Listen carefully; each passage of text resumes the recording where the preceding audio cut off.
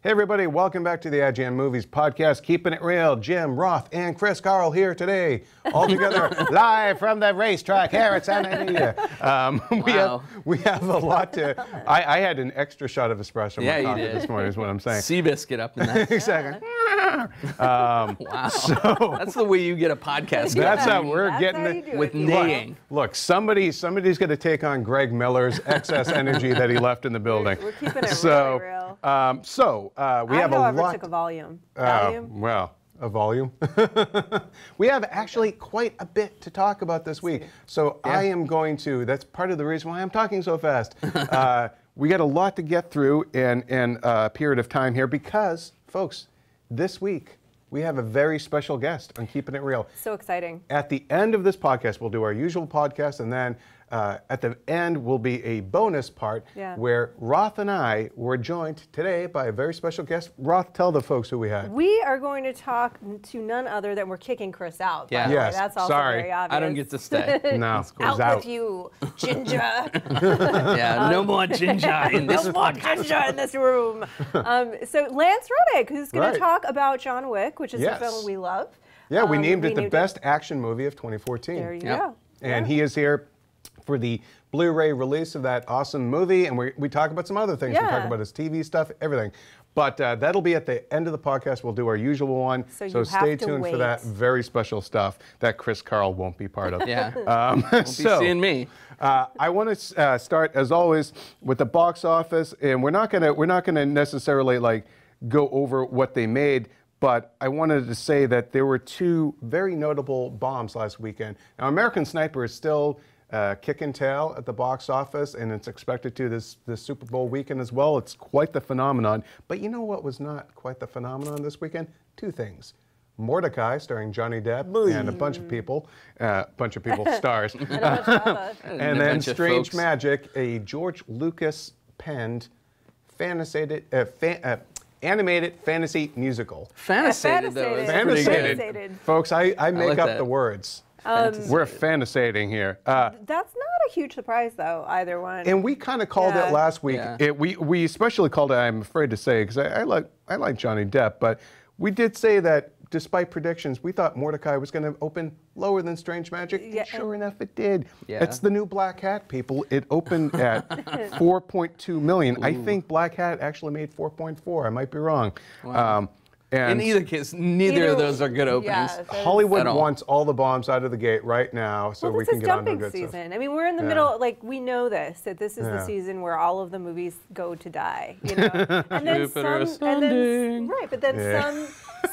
some surprise, like American Sniper. You know. We also have Seventh Son coming up, which has been kind of kicked down the road now for a couple of years. I just think it's funny that Eddie Redmayne and Julianne Moore are probably both going to win Oscars, and they have these big, very risky, potentially horrible flops. On their hands. Jupiter Ascending, he's the bad guy, and she's the villainess in Seventh Son. Yeah. So I'm just saying, get those Oscars, folks. How bad do we think? Oh, okay. So do we think that Jupiter Ascending or Seventh Son? Which one do we think is going to be the worst movie? I don't know. Well, I mean, the buzz out of Sundance is that Jupiter Ascending was not so great, and they wouldn't let press in to the screening. That's I know a couple of guys who snuck in. Yeah. And so no press allowed. And the screening was half empty, apparently. Screening half empty. Yeah. Which is what happens when you kick all the press out. Yeah. Like no screening there. So which is going to be worse? I mean, I don't know. I actually hate playing that game. I hope they're both good. But I mean, look, I loved Cloud Atlas. I remember hearing some negative buzz on that. And I thought it was great, but it did bomb. But yeah, no, I love Cloud Atlas too, and I will defend that movie. I know that a lot of people didn't enjoy it. I really did enjoy it. Took it for what it was. But yeah, I mean, we are hearing some not good things. But let's real quick in closing on last weekend's box office. Johnny Depp. Now this is his third major bomb in a row, and he was a supporting player in Into the Woods, which is a hit. But what does Johnny have to do to get his groove back? He's doing Pirates 5 now, and they just finished Alice in Wonderland 2, so I guess those will make money. Yeah, I mean, and then he has a movie that I'm looking for too. I mentioned as one of my must-sees for 2015, Black Mass, which is going to be him playing a human being again, a monstrous human being, but an actual real person. Life person. So Are we going to need to see more of that and less of this? I'm Johnny and I do a bad British accent. I actually think, it's funny because he's playing Whitey Bulger, who is a horrible murderous gangster, as you very well know. You've done tons of research into him, but I don't necessarily think that is the answer, because I feel like he could very easily slip into a big caricature kind of thing with that person too. I feel like he needs to play and I don't know why this person's on my mind today, but like a Jimmy Stewart type. Just play a man who is and I hate to use this term, but the everyman. You've got to go so far away Jimmy from Stewart being... thing it'd be interesting to see him do like Harvey or something. Yeah. Because it's still in his kooky wheelhouse, but kind of take the edge off it a little bit. But. We love Johnny Depp. I'm sounding so negative today. I love Johnny Depp, but yeah, I like him too. I want him back. I want my Johnny Depp back. I want my Johnny back. I saw Crybaby on TV the other day. So and it's just, I think he kind of went against the good-looking man thing for a long time. I would like him to. I'd like to see him return to a role where he's like a suave dude, where he's an actual he's a good-looking guy still. I think he's 51 now. Yeah. And he's still he and Tom Cruise just don't age. That's right. I would love to see him get in a role that's like that, leading man who isn't quirky necessarily. It's interesting, like you were mentioning. Whitey Bulger, he kind of did the crime thing with Public Enemies and Donnie Brasco. And Donnie Brasco. And I liked Public Enemies fine, but I feel like it wasn't at Donnie Brasco level. Donnie Brasco was like a tour de force, and Public Enemies is kind of just a different film. I think something he wasn't in the that worst wheelhouse, thing in that movie though. He was fine, but he needed that movie's problems were on paper, I think. Yeah, for sure. But let's move on from Mr. Depp, because I'm afraid so many folks have just been kicking him while he's down, and look, when you have 3 big flops in a row, that's the conversation, man. I think it's such a human thing to do something and get praise for it and then overdo it.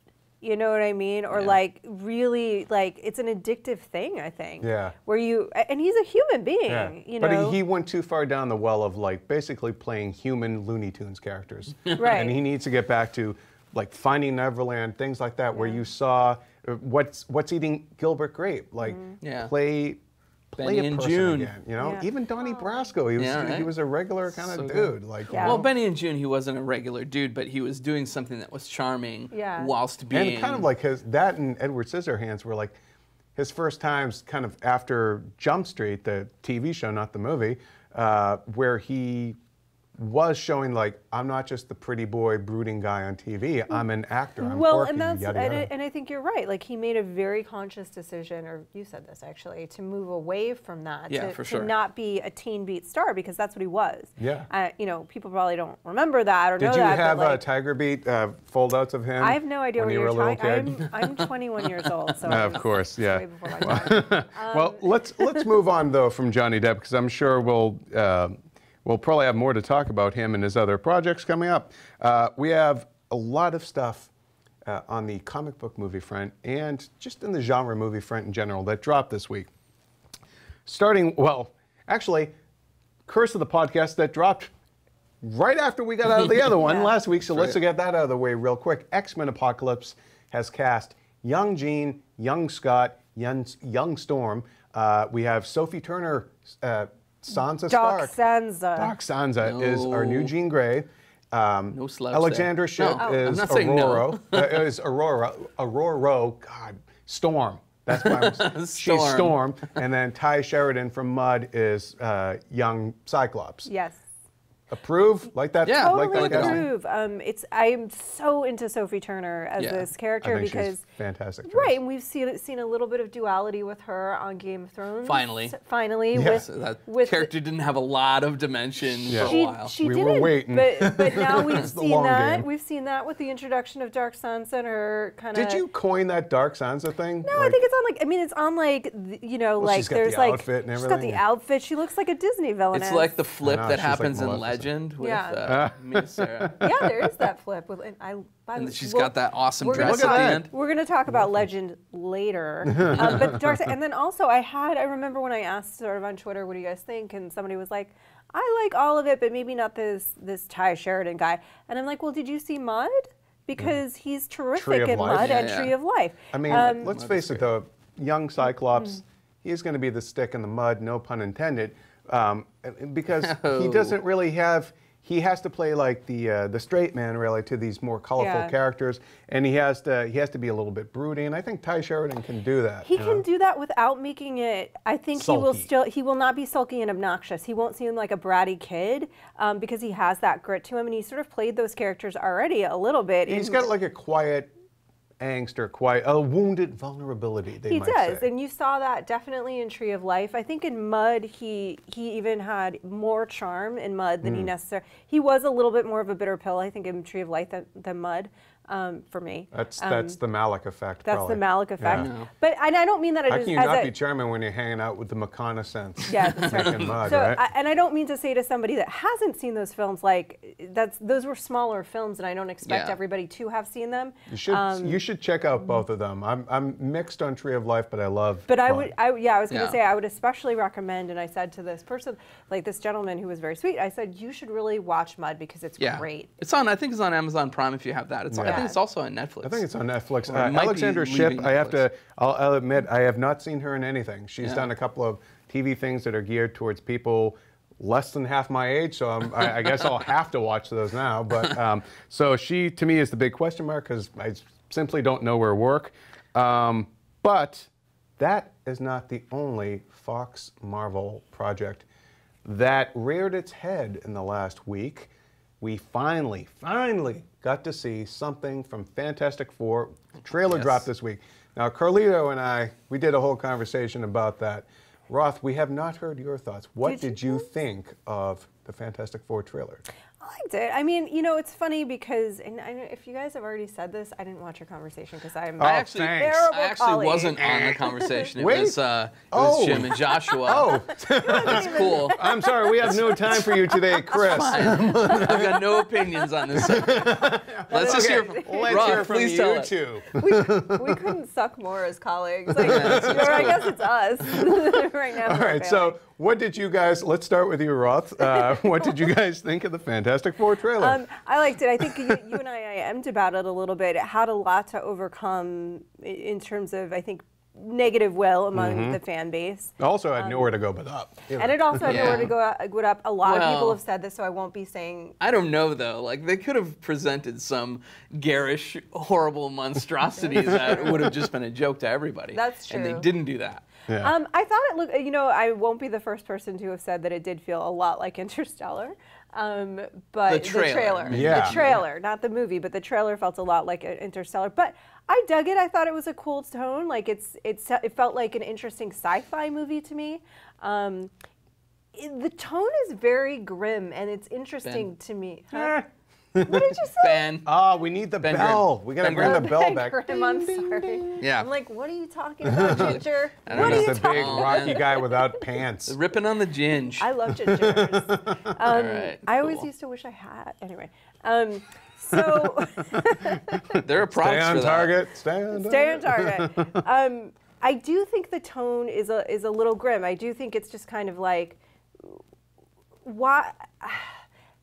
Is it Fantastic Four in name only then? Is there going to be an element of the fantastic in it? Is there going to be some fun in this? Well, is there going Joshua Yale, our comics editor, and Chris, you could probably speak to this a little bit, but he had pointed out, and a few other folks too, but that it's actually more in keeping with the original early issues of Fantastic Four, where they were freaked out by their powers. They were wearing street clothes, and Johnny was working on his car. So they're actually, once you're reminded of that, it actually made me a little bit more optimistic for the movie. I had always been like a wait and see. I've been down this path before with these movies, but knowing that, do you think that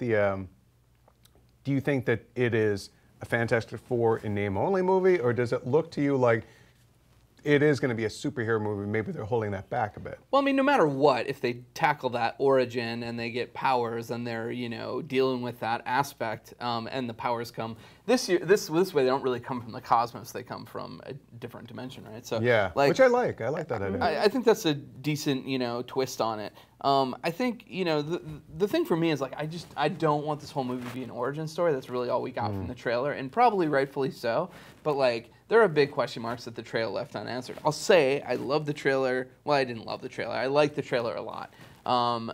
But I feel like the question marks are the things that everybody's kind of like, okay, Like, you where's Dr. haven't Doom? lost me, Yeah. you know, with that trailer, but now you have to win me over. Yeah, like Yeah. you haven't made me not want to see your movie, but you haven't made me line up or pre-order a ticket. Right. After I saw the first Avengers trailer, I mean, I was like, you have the money. Like, Yeah. where are the Yeah, seats? for I want sure. to see this movie. The same thing. The Guardians trailer was great. I mean, Yeah. I'm not trying to make that comparison. I wasn't actually sold on the first Guardians trailer. I was like, Oh, really? yeah, it looks okay. Okay. Yeah, Interesting. because I wasn't as We found the one Really? guy who had a muted response. No, it wasn't muted. It just was like, it looks okay, and I'm gonna wait and see. Yeah. You know.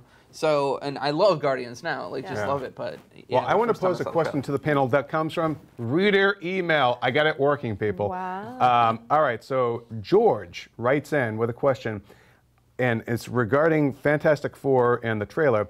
I was wondering if there had ever been a case of a production studio purposely hyping negative rumors surrounding a movie. It seems like Fantastic Four has been marred in trouble during production. Then they finally released the first trailer, which does nothing to wow audiences, but doesn't make people more curious about it. Intrigue grows, yada, yada, yada. My bizarre theory is that perhaps Fox may have been leaking fake production trouble stories to quell audience expectation. What do you say to George's No. theory? No, and also knowing I don't Fox think so. through this process, I just Yeah. don't think that that's the case with this thing. I don't know. Maybe it's They been done always like before. happy stories. I think more so, like every once in a while, you get that movie that like tries to use its marketing to play against the fact that everybody thinks it's awful. Like movie 43 did that. Yeah. Like, is that the name of that movie? Movie 43. That Fairly Oh, Brothers yeah. experiment? Yeah, with they all the basically stars were in it, just yeah. like their poster was like the horrific reviews. You know, Yeah. it was like, oh, you'll hate this or whatever. And well, obviously it didn't work. I've seen that a couple times. I haven't known, and maybe somebody's too savvy for this Yeah. to be known, but like I've not known somebody to leak stuff to cause a negative reaction. However, I do think studios once in a while will leak stuff to see if they're headed in the right direction. Yeah, Yeah. that's They'll say, "Oh, more- here's some Trial toys." What do you balloons Yeah, kinda think? that's, you know? they'll do trial balloons, and yeah, exactly. They'll leak either an image or an idea, a plot point, stuff like that will leak, and it is, or even an idea for a future film. Yeah. And those are trial balloons. They are looking to see what the response is to test the heat on it. Even like teasers at Comic-Con or like test footage and stuff like that. We've seen Yeah. that happen for sure.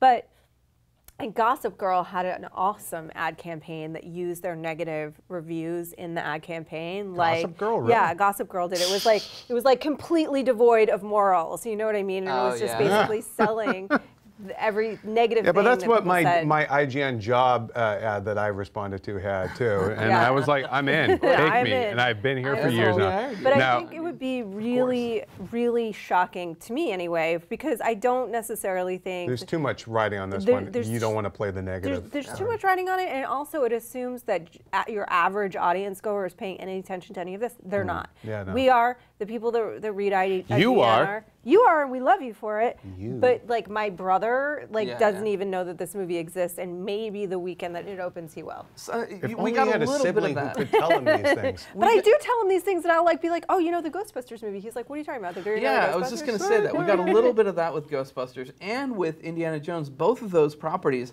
you know, on Twitter, a lot of people were like, what? It was like the first time they were hearing Yeah. of female Ghostbusters. First time they were A hearing of reboot, like completely. a reboot of Yep. Indiana Jones, which to me is just like, of course they're doing a reboot of Indiana Okay, Jones. let me ask a question then to the panel.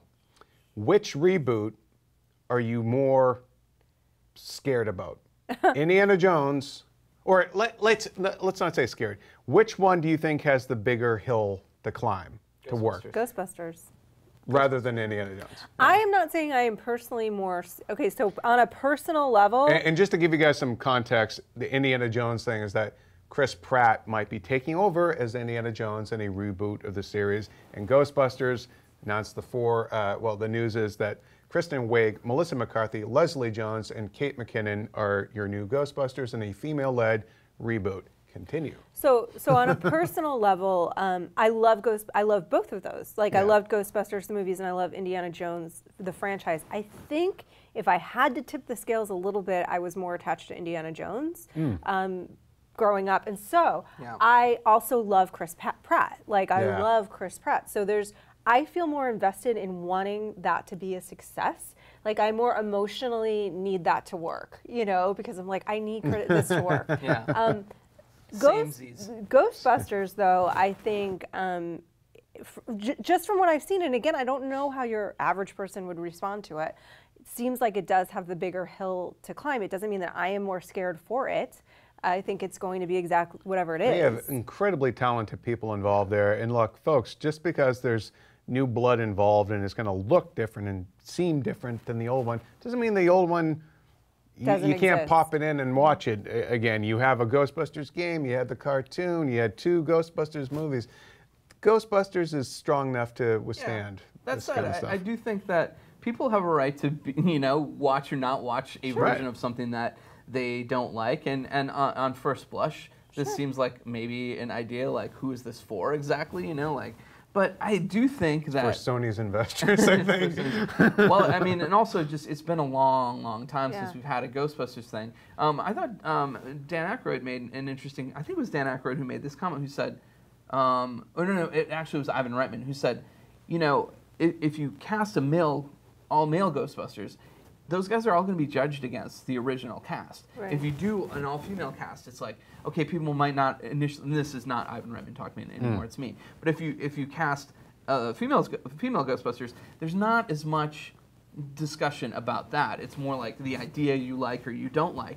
But I think both of these things are going to hinge on what we see next. It's like who directs it? Who's going to direct Indiana Jones? It'll all be out the window if Ghostbusters comes out and has an awesome trailer, and everybody's like, that looks super funny. Yeah. Well, it'll also go out the window if Ghostbusters is just really good. I mean, if people like us will go to see it that's early, what I mean. If it's good. And if it's great, we will start going, holy. We've heard these kind of things before, like anything that Lord and Miller were involved with for the longest time. The Jump Street movie, boo. A Lego movie, boo. And then everyone loves them. I thought that way. I felt that way about Jump Street sitting down in the screening. I mean, I was like rolling my eyes, like, you were ready. I had the knives out. I was ready. I love it so much. And so with Lego movie, I actually had a more optimistic take because I was like, I trust these guys to do whatever. The other really recent example of this is Ben Affleck.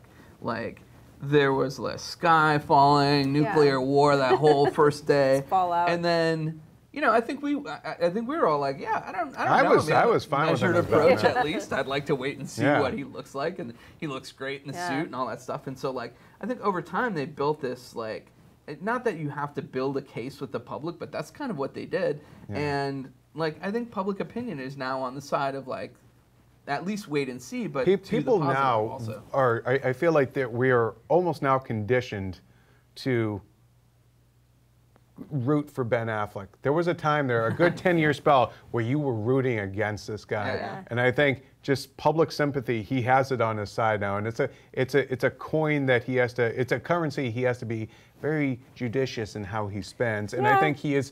The older, wiser Ben Affleck understands that. I will say that I have also heard incredibly good things across the board about the older and wiser Ben. And I'm talking about people that have been PAs on his sets, that he is nice to everyone, including the PAs. Now, one last thing about Indiana Jones is we're assuming that since it is Disney, Star Wars is now owned by Disney, they now have Indiana Jones, that Mr. Spielberg probably won't come back to direct it. Yeah. Off the top of your head. Nor will Lucas have any role in the story. Yeah. I mean, Mr. Lucas, I don't know, why are they calling him Mr.? I feel like I work at the New York Times now where everybody is Mr. and Mrs. or whatever. I think Joe Johnston, who did Captain America, the First Avenger, and Rocketeer, and he did Jurassic Park 3, I feel is an underrated B movie. Yeah, I'd like to see him take a crack maybe at it. Anybody off the top of your head you'd like to see? Brad Bird. Brad Bird. He'd be great, actually. Yeah, I said the Russo brothers before. I know. Should I contextualize who Brad Bird is? Hey, Mission Impossible. Mission Impossible, the last Mission Impossible film, he did that. Before that, he did The Incredibles. The Incredibles, Iron Iron Giant, you know. So And that's he's who got Brad Bird is. Tomorrowland coming out too. So. Yeah, Brad Bird, I think. Doing the remake Brad of Bird is Baps. like, He's not. it's weird. He doesn't do that. I'm not saying you're lazy, but he doesn't do that many films. Brad Bird? Brad Bird. Oh yeah, he's lazy. Like, Yeah, get on it, Birdman. He just doesn't do that many films, but I think he would be. Here's a little tip, guys. Maybe if you take some time in between your movies and really like work your craft and get it right, your movies are all going to be good. I don't know. All of his movies are good. It's one thing to. He's got a good batting average. I love all of his movies. I think he has a great sense of fun and adventure and play. Yeah. I think that's exactly what Indiana Jones needs, and I also think he has a very modern sensibility, and he knows how to refresh a franchise. And he gets good performances out of people. And he gets good He's performances. the fresh maker, is what you're saying. He's the fresh maker. He's like a Mento. Fresh Prince of Brad Pixar. Bird, the directorial Mento. Those Cool are our picks about who we think off the top of our head we'd like to see possibly direct the next Indiana Jones movie. I want to hear from you guys in the comments who you think, if it's not Spielberg, who should direct the next Indiana Jones movie. And I cut him off, but he said the Russo brothers. The Russo brothers, I Captain think America: The Chris Winter Carl Soldier. should direct it. Yes. Yeah. All right, guys. So moving on from that, let's see. I'm going to rattle off just some news items. We don't necessarily have to comment on them, but so the folks at home know what is going on. Neil Druckmann, getting his name right? Druckmann, yeah, said that the Last of Us movie is going to have some, quote, big changes. The new draft is in. I guess it's to be expected, but if there's anybody who's going to make changes to it, the dude who did the game, I think, let him make the changes. you know. And you need to. I think just with games in general, it's not the same medium. Yeah. So you're gonna have to. And you want to surprise people too. If they're watching the movie and are like, well, I've gone through this story a bunch of times playing the game, it's maybe not as fun. But and then Chris White, an Oscar nominee for About a Boy, but more importantly, the director of the Twilight Saga: New Moon. Not more importantly. No, I tease him, but He did it for the make that paycheck, movie. man. No, he really Yeah. did it for the paycheck. Well, it's on his filmography, but the news is that he is now the writer on the Star Wars standalone movie, taking over from Gary Whitta, that Gareth Edwards is going to direct. Gareth Edwards, of course, Godzilla. So curious to see what's going to happen with that. Chiwetel Ejiofor from 12 Years a Slave is apparently in talks with Marvel to join his 12 Years co-star Benedict Cumberbatch. It's still fun in to say. Doctor Strange, you know? Love. Who do we think he's going to play? Some folks are like, well, maybe it's Baron Mordo, and people are like, no, according to his, I forget, I think it was Hollywood Reporter said that their sources don't think that's the case. I have a theory. What do you Drop it on theorize? us. Ancient one. Yeah. Just you said because that. you've lived for centuries, why do you have to look like We some wizened old talked man? about this. We decided that it was weird. I'll talk for us. You do that. But yeah, He could if- also be be the first wizened. time. If you were going to be Ancient One and you had all this power, wouldn't you be looking good? I'd be looking good. I I'd would be, looking but great. you don't even. I mean, Doesn't it's not mean like that's we've what he seen really stills looks like. from the It could be movie. a spell. Anyway. Yeah. Could be a total spell. It could be a glamour. Could also be the fact that he hasn't appeared in makeup and we don't know what his character is yet either. And then there are some folks who are like, he There's should be that. Brother Voodoo. Don't Yeah. argue with us. Which could be kind of fun. I think he'd be fun as Brother Voodoo too. I mean, if we are living in a world where like In a Rocket world. Raccoon can be on the screen, then Brother Voodoo and all these characters that you probably never expected to be in a movie, They're going to have their they're time. gonna. Oh man, when Beta Ray Bill shows up on the big screen, I mean, that's, I'm telling that's you. when you know. Who's For the, we Thor know who you Ragnarok, really who knows? wanna He see. could. Yeah, I know. We know you really want to see. Moon Knight. Moon Knight. I thought you What? wanted to see. Black Panther, No. but that's happening. Moon Knight, MODOK. Oh, Yes. folks. Oh yeah, I want to see them all. Speaking about Black Panther, in our Lance Reddick interview, he's got a little wish list of projects, one of which is Black Panther. So maybe we can all kind of help. He doesn't want to play Black Panther. It's a different character. Well, Maybe we can make that happen. But another Marvel, you mean his father? do I have to spoil it now? Don't spoil it for the Chaka. people Fine, at home. I said it. Well, I mean, that's fine. I mean, I don't think it's a spoiler because he's not. It's not like he's cast or anything. But like, it would be. Oh, once it's We wanna said in the make magic realm. Once it's on the internet, it's even a suggestion. It's fact. Yeah. It's reported Traveling- everywhere. it's- IGN reports that. It's traveling down the Bifrost It's as been, he's. That's it's been right. said. Another Marvel bit of not speculation, but a report this week. Captain America: Civil War. We know that Daniel Bruhl from Rush and Inglourious Bastards is going to be in the movie as the And villain the Fifth Estate. in the Fifth Estate. Thank you for name I was dropping. one of the 5 people who saw it. I know. Oh, I I was the saw fourth it. one. I saw We have 3 of the 5, folks, right here. 60%. But according to a casting call that was going out, they say he is Baron Zemo. And I don't think he's going to Purple be the sock purple. himself. Yeah, I don't think he's going to be the. I bet you he's not going to have the purple mask. I bet you they're going to do it more like a Bond villain. Yeah. Yeah. You know, because if you get somebody like he's got a very expressive face and kind of like his eyes can kind of be both. He's a little squirrely, is what you're saying. a little Yeah, squirrely. like you want to be able to use the expressions and stuff. So I He's don't so think you're good in gonna, Inglourious He's Bastards. so Yeah. he's so good in everything. I mean, Yeah. he's really He was great in Rush. Yeah, he's a Yeah. great actor. He was great in look whether you like the movie or not, that's irrelevant. But he was great in Fifth Estate. Yeah. with Benedict Cumberbatch. Cumberbatch. I'm just Cumberbatches gonna- of oats. I'm going to throw out a Cumberbatch couple of cereal. other news items there. We don't necessarily have to comment on them, but Julia Roberts is going to produce and star in a feature film version of the Bat Kid documentary. I don't know if she's playing the boy's mom or a doctor or whomever, but that was kind of the last person I would have expected to get involved with the Bat Kid thing. But good There for it Julia. is. An animated Jetsons movie is in the works at Warner Brothers, and some folks are like, isn't this just asking for like another Mr. Peabody and Sherman where it didn't connect with modern I audiences? like that movie. I did. I like it too, but do we? The issue was that it ultimately underperformed. Yeah. I mean, Yeah. DreamWorks Animation just had a bunch of layoffs. They're outsourcing their animation to Canada. Do we think Jetsons is that not enough? Sort of in the still in the has its pop cultural moment Not in the passed? zeitgeist. Yeah. I don't know. I mean, I yes, probably, but like if they show something funny or good or whatever, I think we've now seen that things can be revived in a useful, cool way. Yeah. Whether There's they'll do some- that, I don't know. There's some really irrational part of me that's like, I feel like a live action version would work better. There's probably no truth to that. Done like the I Brady would Bunch. I would love to Done see like the Brady Bunch. Jason Sudeikis as George Yeah. or Jason Bateman. We're saying as it in George. the magic room. So. And what's her face? Marina Baccarin. Judy Greer Yeah. as Jane. What do you want to see? And Maria? Sarah Silverman is the voice of Rosie, and Danny DeVito is Mr. Spacely. So you're welcome, Danny Hollywood. DeVito as Mr. Spacely is Yeah, that's kind of quite awesome. inspired. Yeah. What do you want to see Marina Baccarin as? Whatever. I was just anything, all of it? putting Marina Baccarin up. We would like to As see. the voice of Astro. Yeah. John. What am I talking about? She Jim. She did a VO on Flash. By the way, Nice. and guess who called it in the screening and was able to ask the producer right there? Was that Marina Baccarin? Nice. Well, because you recognize her voice. I recognized her voice. Oh, I'm the that's- real you're Marina just- Baccarin You're fan. kind of a you're You are. kind of a stalker then. I'm a yeah.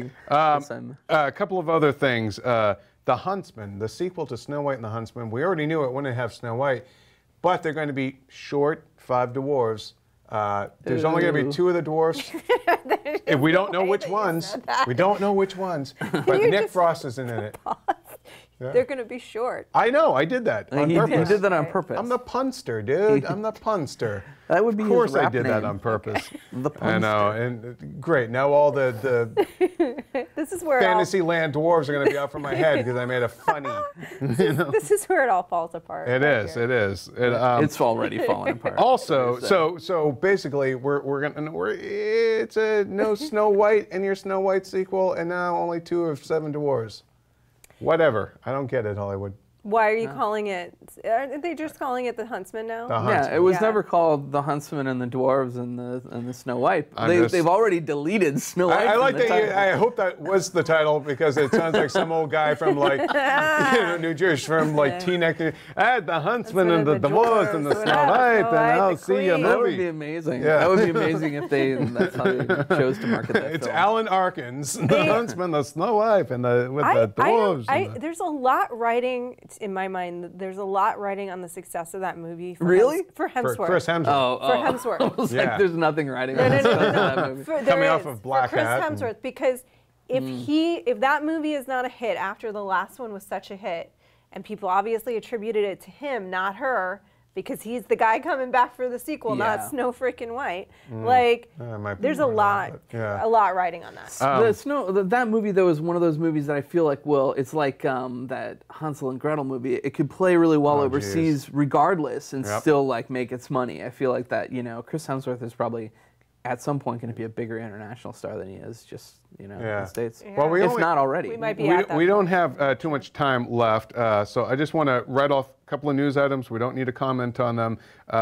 but Emma Watson is going to play Belle in the live-action Beauty and the Beast movie, and then the Super Bowl is this weekend. We're going to have a bunch of spots from Terminator Genesis, Jurassic World, Tomorrowland, Kingsman Secret Service, and a nice little exclusive one that I don't think I'm allowed to talk about. Yeah, we can't say anything. But keep it locked on IGN for that. And then finally, Aquaman. Rumor has it Carl Urban might play the villain. And the director buzz is that Noam Morrow, I think I'm saying his name right, who did 300 Rise of the Empire. Good choice. Might be the director. He's worked with Zack Snyder, so I think he'll fit with that. And Jason Momoa saying, I'm not going to be blonde.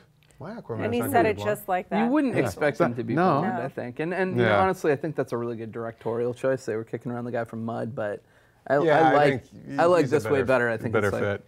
I say yes to Urban in all of the things. Everything. I want to real quick. We had a reader email about Super Bowl. Can we expect a Batman v Superman trailer? Asks Rashad.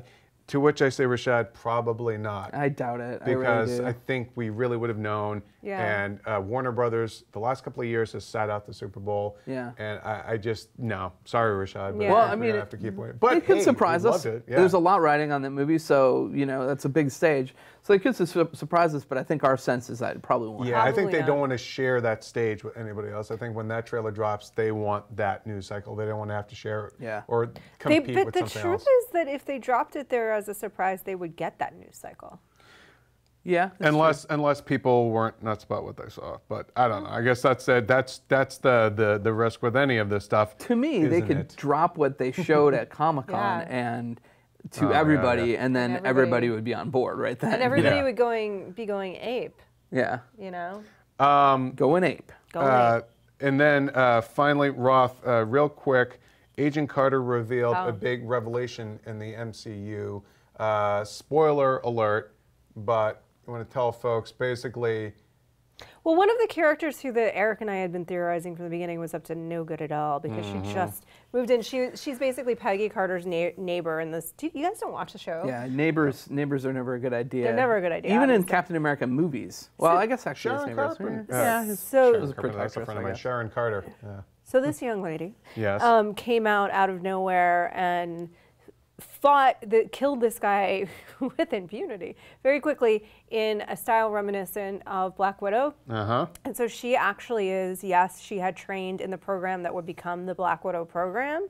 It was revealed via our own Eric Goldman, and you should go read the interview on ign.com where it is available to you. But yeah, there was that tie-in. There was also... So we're talking about Cold War era, like early stuff of basically a Black Widow type program before Scarlett Johansson's Natasha. Exactly. So it's like a lady. So precursor to that, who this woman trained in that, and she is fearsome.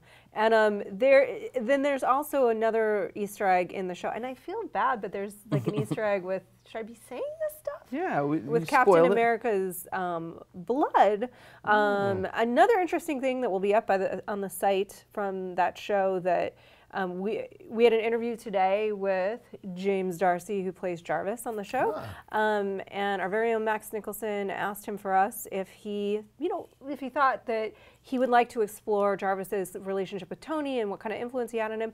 And I don't know if this is true or not, but as an actor, he theorized that Jarvis actually never knew Tony, and that Tony's Jarvis is his fantasy version of what the real Jarvis meant to his dad, Howard. Oh, wow. Yeah, which I thought was a really interesting theory, which will be up also on IGN, where you can read the rest of that interview. But there are, for those people that are not watching Agent Carter, yeah, you should. It's so good. As soon as my internet starts working at my place, I'll watch it. And there are little Easter eggs for the MCU, so. Okay.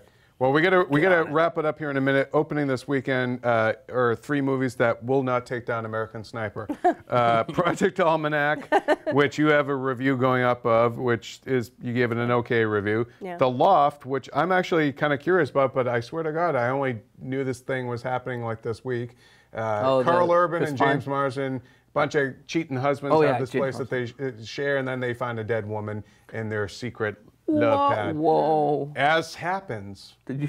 I mean, if I've seen seen it happen once, I've seen it I happen. know. That And then sounds awesome. Black or White with Kevin Costner and Anthony Mackie. But yeah, none of them are going to take out American Sniper, not on Super Bowl weekend. Not in our America. I don't know. Not in any America. What will? Yeah, exactly. But we're going to have, we're going to be updating. We have an existing story right now with our Super Bowl trailers and spots. We will be updating that as more and more of them kind of trickle out to the press, to the public. So keep it on IGN for that. Are we supposed to say what we think it is? This weekend? What is? Well, it's I think Sniper. It's going to be Sniper, and then I actually think it will be Project Almanac, and then maybe Paddington. Maybe Paddington. There we go. Yeah, I think that's the 1 and 2 as well. Sniper, it'll still be probably like 35 million or something 30, like that. It'll still be cashing them checks. But we have to make room now in our podcast for Lance Reddick. But shoot us your thoughts at keepin-it-real@ign.com. See, we do read them. Yes. And then give us a shout out on iTunes. And as always, thanks for listening. We'll catch you next time. Now stay tuned for Lance Reddick. Hey everybody, Jim and Roth here with a very special guest, Mr. Lance Reddick. We're here to talk about John Wick and other films and TV projects, but John Wick. We voted it Best Action Movie of 2014. Lance, thank you so much for joining us today.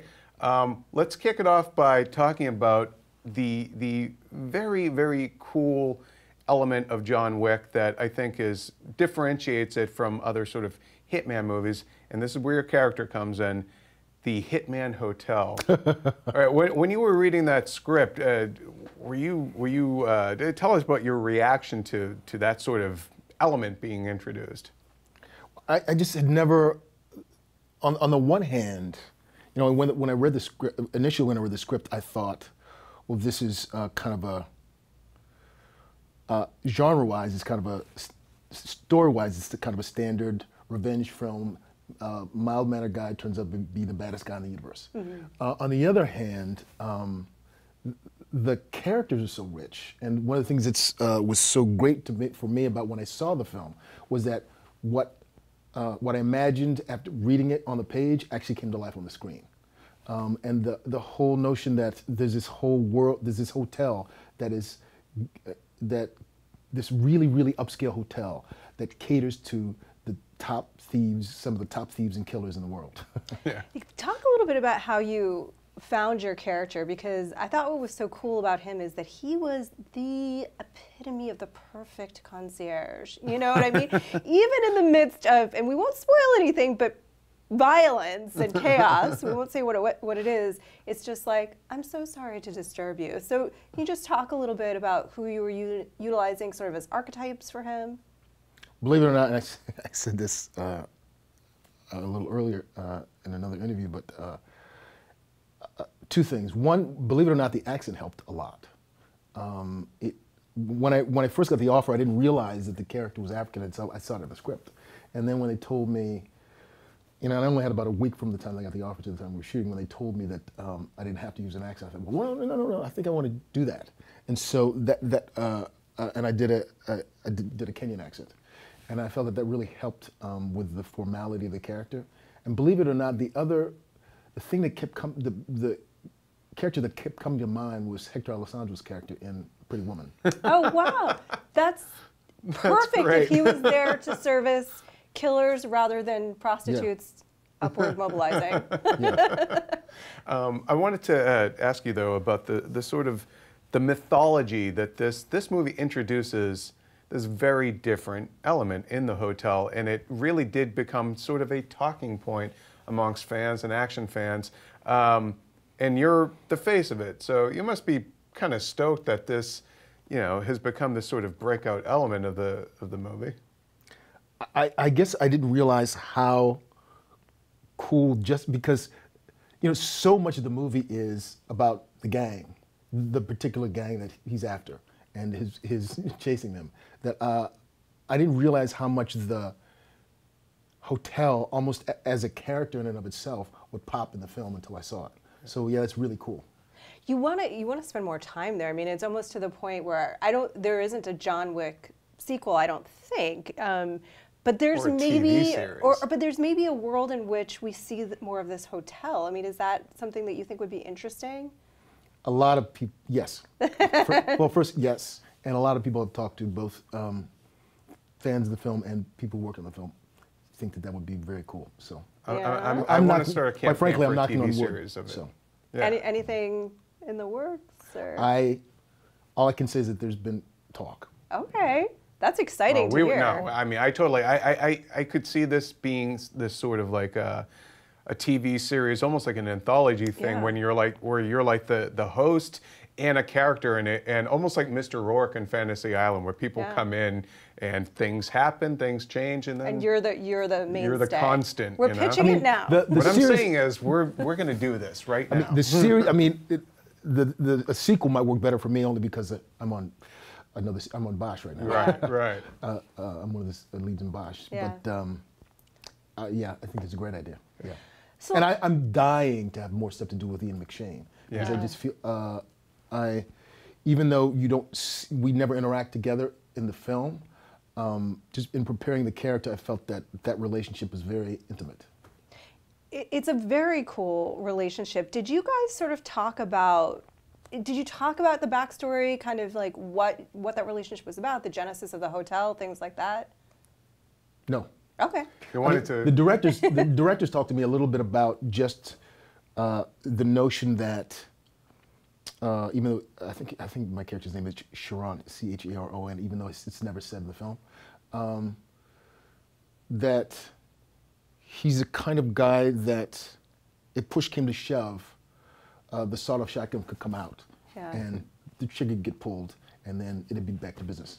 Yeah, immediately. Yes. Reminds me kind of I'm a big Westerns fan, and sort of the guy that runs the saloon or the hotel in a Western, who seems like they kind of represent a civilization, if you will.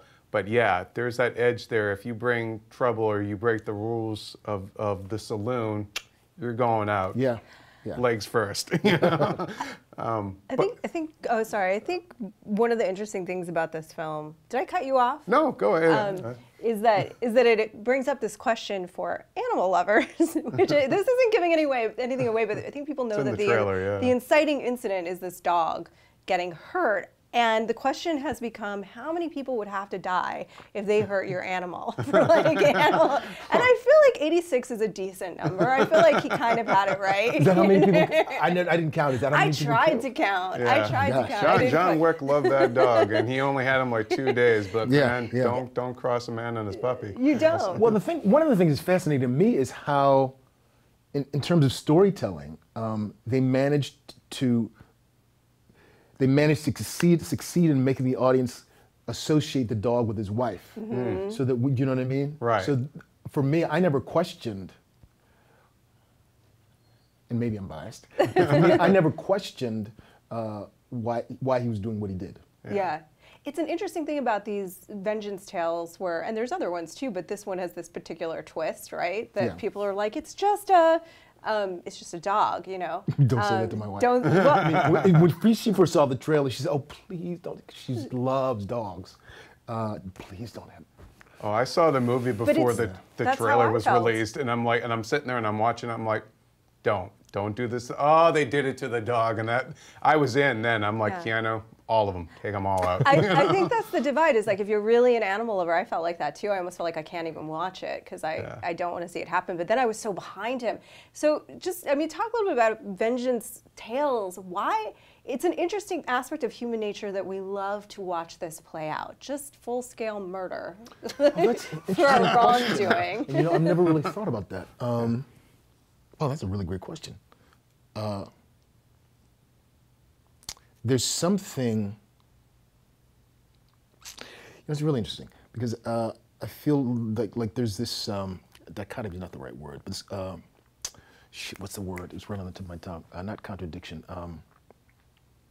Paradox? Thank you. Yes. We'll take paradox for 200. There's this paradox of human nature where, and I feel like we see it play out a lot in American film in particular, where we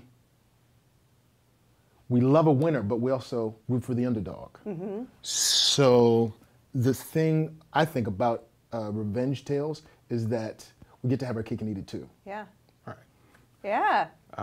Now, in the time that we have you, I do kind of want to ask about some of the other sort of projects, movies, and TV shows that you've been associated with. One, by the way, I binge watched over the weekend, which was Beware the Batman, and you did Ra's al Ghul or Ra's al Ghul. There's two schools of thought about how you say his name. This is such a debate. So But you say Raish. I say Raish. Okay.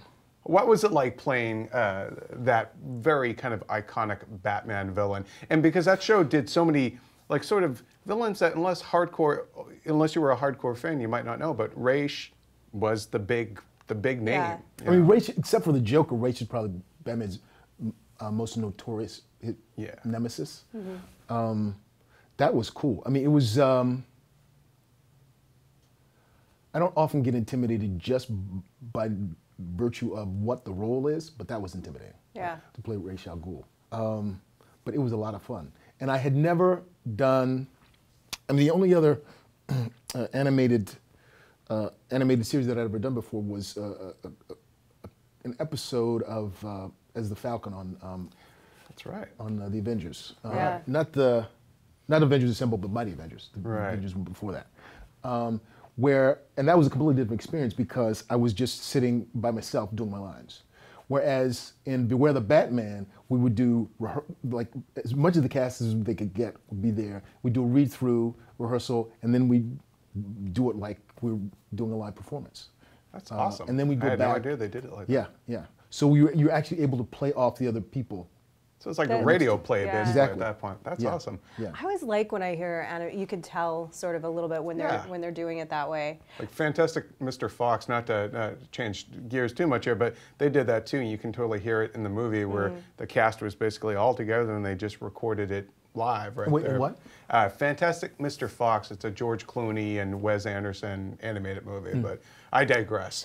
But before, actually, since we're digressing, I just got to say, I just finished watching the entire season series, all 26 episodes, and man, I was bummed. We got to find a way to bring that back. I mean, it could be one of those things too, where it'll just develop such a cult following that they'll have to do. Well, we're gonna start a couple of campaigns today. I think Yes. that we're gonna start for the sequel, John Wick sequel, John Wick sequel, and then for in terms of Raish, have you looked at sort of some of the other people that have taken on this role, and not that you would ever be doing what they did, but do you have a take on what they brought to him?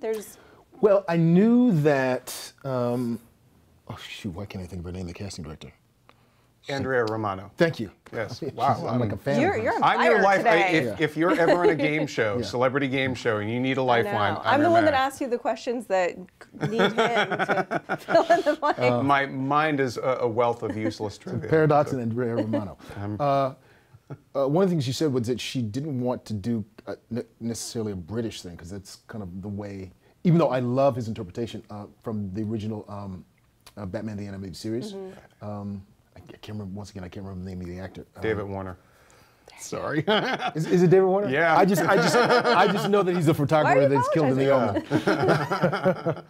Omen. So yeah, I tried to do kind of a Middle Eastern. Yeah. Just true to the character's roots, Right. too. But we're also big fans of Fringe. We are and big The Wire, fans of yours. Let's Yeah. just face it. I mean, Fringe, The Wire, American Horror Story. I thought that was so cool. I have a Papa That was Legba thing cool. up on my desk. Yeah. Yeah. I mean, what a great character. That was a cool experience. Might you ever, now that we're there, might you ever, since it's sort of the American Horror Story players, pop up again? I haven't been asked, so you never know. I don't know. Was that a fun experience? That was a fantastic experience. Yeah. It was one of those, I mean, not to sound cliche, and it's going anyway, but it was one of those experiences that made me remember why I wanted to be an actor. I mean, my first day on set was a 3-page scene with Jessica Lange. I mean, where I get to almost kiss her at the end of the scene. Yeah. they had such a great rapport. But I want to ask too about, has it been interesting for you with The Wire to see sort of with the, I mean, first of all, it's been re-released now. It's been remastered. Have you seen any of that?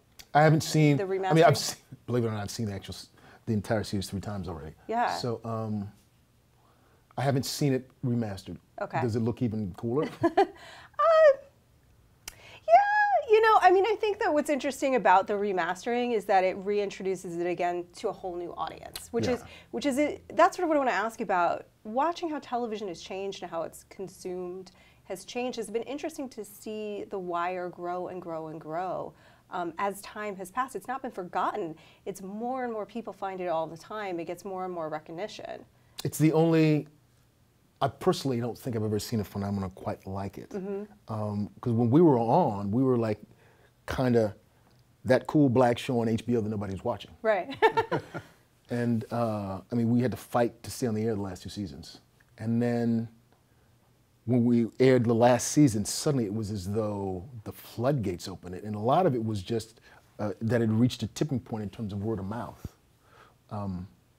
Kind of like Breaking Bad, I mean, too, this in that is, way. The Wire is really considered. Yeah, but Breaking Bad, Yeah. I mean, by the middle of its run, it was starting to become a Right. Yeah. community powerhouse. Yeah. With the, sort of with time, as time has passed, this is considered like one of, if not the best series on television ever. It's widely regarded as the best elite dramatic series ever. Ever. I mean, television. so is this the thing that you are recognized for? Is it The Wire? Is it Fringe? What is it that people say? At this point, Fringe and The Wire, it's about 50-50. Yeah. Yeah. But I mean, because I've done so many different things, I never know. Occasionally, people recognize me from Lost and only know me from that. I mean, somebody, it's really funny. After the remastered version came out, and I don't remember how many weeks ago it was, and everybody was tweeting about it. One guy tweeted, great actor, it's weird that he only seems to do commercials now, get commercials now. Because since The Wire, the only thing he's seen me do was the Cree commercials. That guy needs to Yeah. help more. Yeah. But I mean, I had a woman come up to me in the gym a couple weeks ago, and she stopped and she said, "Are you the guy from the Key and Peele skit?" I said, "Yeah." Of many things, but yes. But yeah. So with the wealth of sort of these sort of iconic things that you've now been part of, and you mentioned Lost. I know last year was the 10th anniversary, and we did a lot of retrospectives on that. But I don't know if we actually get a chance to ask you, like, what do you think it was? We did not. What do you think it was about Lost that even 10 years out, it is still this sort of like pop cultural touchstone? People still talk about it. And one, I can't believe it's been now over 10 years, but like, why do you think that show stayed within the kind of the public consciousness even after it's been off the air? It's a lot of genre shows do kind of fade once their moment's done, Yeah, but except that, I mean, kind of like, I feel like X-Files is another example of a genre show that kind of changed the landscape of television when it came out because of the way that the type of storytelling, it particularly for network television, I just feel like Lost really kind of changed the game for